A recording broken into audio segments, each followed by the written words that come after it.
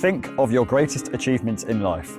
Maybe it was nailing that one guitar solo you've been listening to for years, or learning the song from your childhood, or playing some covers at a campfire with your friends.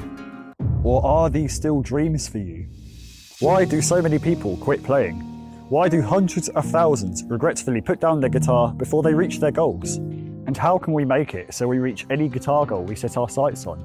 In this video, we'll be covering the answers to all these questions and more. Hi, I'm James Weber Salmon, and this channel covers songwriting tips and tricks to help you become a better guitar player. If you ask around, you'll find that so many people have unfinished goals of playing guitar in some form. I bet that you can find at least one person in your friendship group alone. So why is this? The answer can be summed up in one word: motivation. People simply lack the motivation to continue playing past a certain point. To delve deeper into this answer, let's first look at what motivation is and where it comes from. Think of what currently inspires you. Maybe it's listening to inspiring songs or motivational speakers. In each instance that you feel motivated, something happened to cause you to feel inspired to take action of some sort. In the case of guitar playing, we're driven by the desire to create something special: music. This desire usually arises from hearing music that moves us, or seeing someone that really enjoys creating music themselves. The next step that usually follows is people pick up the guitar and start to learn however they can. Now let's go on YouTube and search how to play guitar for beginners, or maybe buy a book or even a course, which would speed up our playing exponentially. However, this all seems a bit hard. I mean, we're doing a lot of work and the only results we've got are some buzzy chords and sore fingers. Let's give it a bit more time and search through some other videos. This guy plays great, let's follow his advice. Nope, we still don't sound like Tommy Emmanuel yet. Maybe this isn't for me. This is the typical process someone goes through when learning to play guitar, with varying levels of success and frustration. What happened here was that we were running in circles, skimming from one thing to the next with no goal in mind.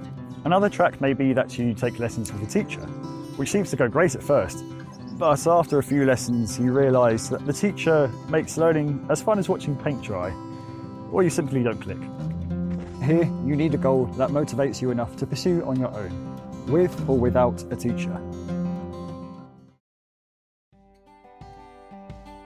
So now that we know we need a goal, but what goal do we choose? This question can cause some confusion, as there is so much to learn, and often we want to be able to do more than one thing at a time. Choose a goal that you will enjoy working towards. Something that, once you've achieved it, you will continue to enjoy the benefits for years after. A goal that fundamentally is to have fun. Now, be realistic here with your abilities, but at the same time, push yourself past your limit. Find a goal that pushes you out of your comfort zone, but in a way that you feel exhilarated, not depleted. Let's say we really enjoy fingerstyle music, and we want to learn 5 specific fingerstyle songs. This is our goal. We now need to break it down into actionable steps. To do this, we work backwards, like Michael Jackson doing the moonwalk. Working backwards, we start with the end goal and then figure out what the previous step that comes before achieving the end is. We then figure out the next previous step that precedes this step, and so forth. Let's break our goal down to see what this looks like. End goal: learn 5 specific fingerstyle songs. Previous step: master song 5. Previous step: tie all song sections together. Previous step: learn the last section. Previous step: learn the second to last section. Another method is to work forwards, creating steps that will lead you from where you are now to achieving your goal. I like to do this in a way of zooming in more and more into the details. I'll show you what I mean. End goal: learn 5 specific fingerstyle songs. Zoomed in a bit, this one huge step is made up of 5 smaller steps. Step 1, learn song 1. Step 2, learn song 2. Step 3, learn song 3. Step 4, learn song 4. Step 5, learn song 5. Zoomed in more, each of these steps has their own steps within them. For step 1, learn song 1. The next step would be figuring out the different parts of the song, which is intro, verse, chorus, verse. Moving forwards, we'd need to learn the different parts of the song. The next step would be playing through the whole song, tying in all the parts together. What we're doing is figuring out what skills and theory we need to learn in order to play what we want to as we go. With either method of breaking down goals, the important thing is that you break them down into steps you can take. This results in a plan of action. And here is where the magic really happens. Once you have a plan of action with steps you can easily achieve, after you complete each step, you feel a sense of growth, and motivation to play is nurtured by feeling a consistent sense of growth in your playing. I'll say that again because it's so important.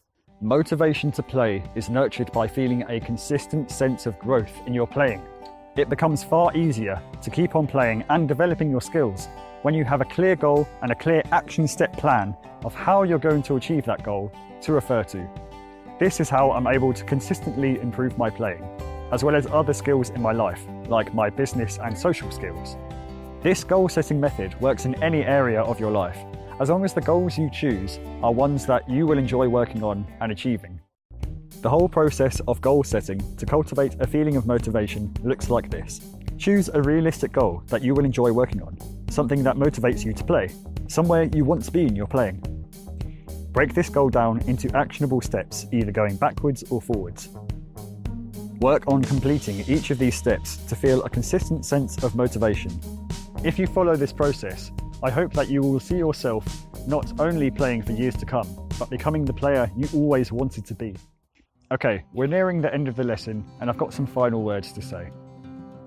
Referring to your goals is key. You need to keep these goals in mind so you don't lose your direction, and you need to update your goals as you go along. As you start working on your goals, the end result may change due to you finding out you actually want to do something different. That's okay. Change your goals in this case, just as long as you keep working on them. Achieving the end goal isn't the end goal here. The goal is to feel a sense of motivation and direction for your playing. Also, achieving any goal takes a bit of initial force, as you are changing yourself from what you were to what you want to be, and any change is always met with resistance of any level. Give yourself that push each time you work on your goal to get the momentum rolling.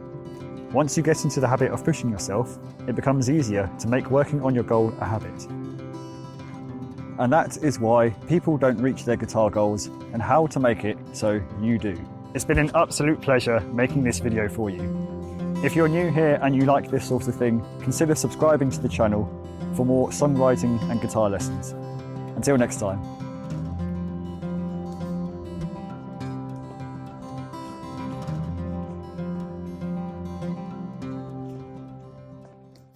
Hey, Mr. Boots, what you doing there? What you doing, Mr. Boots? Scratch, scratch, sharp my claws, yeah.